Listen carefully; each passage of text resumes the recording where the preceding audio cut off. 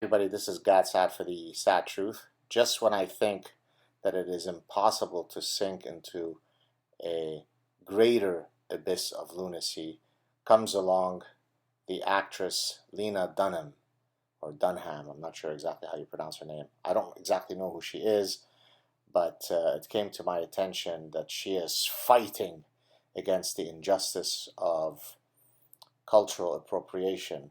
For those of you who don't know, cultural appropriation is the profoundly idiotic term that refers to when members of one culture appropriate, um, some important cultural expression of another culture.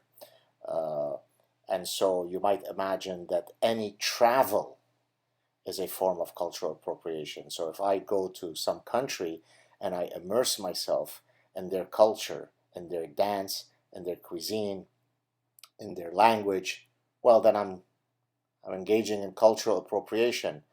So please stop traveling. Please stop trying to learn about other cultures. But let's return to the naturally lobotomized Lena Dunham. You truly can't believe that this is true or that it's not satire, but she was recently interviewed in Food and Wine. I guess that's a magazine. And they asked her about food activism on campus because apparently she's a uh, alumnus of Oberlin College, the uh, headquarter of social justice warriors, I think, and where the land where the castrati run free.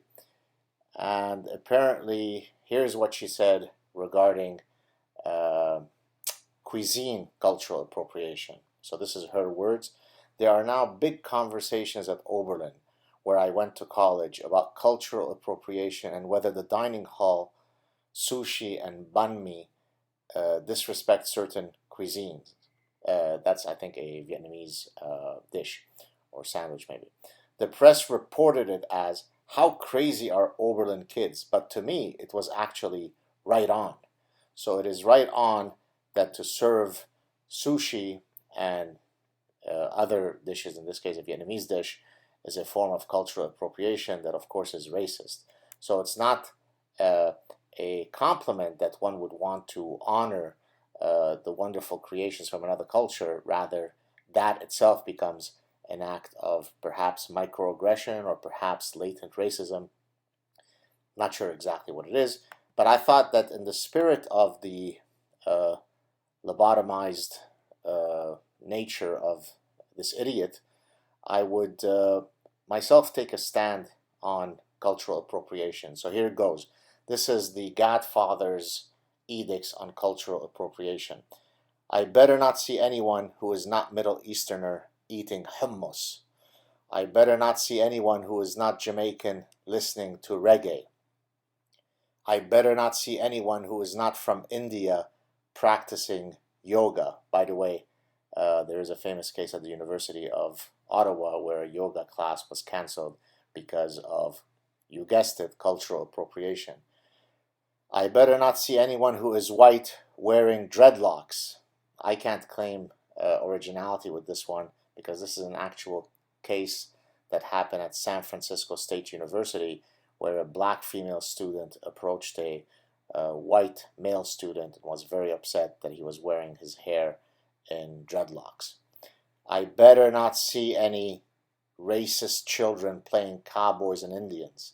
I can't believe that when I was a kid in Lebanon, growing up on spaghetti westerns and Clint Eastwood, that I actually had the audacity, the racism of playing cowboys and Indians with my friends and with one cousin with whom I was very close.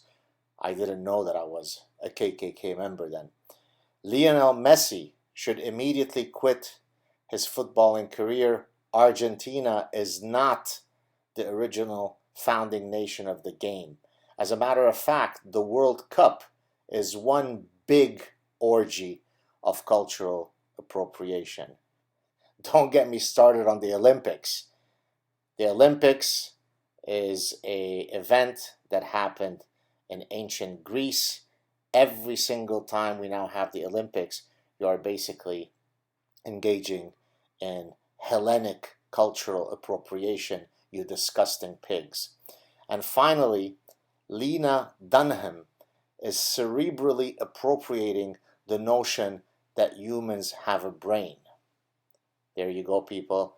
Unless we challenge this endless tsunami of nonsense, we will drown in the bullshit.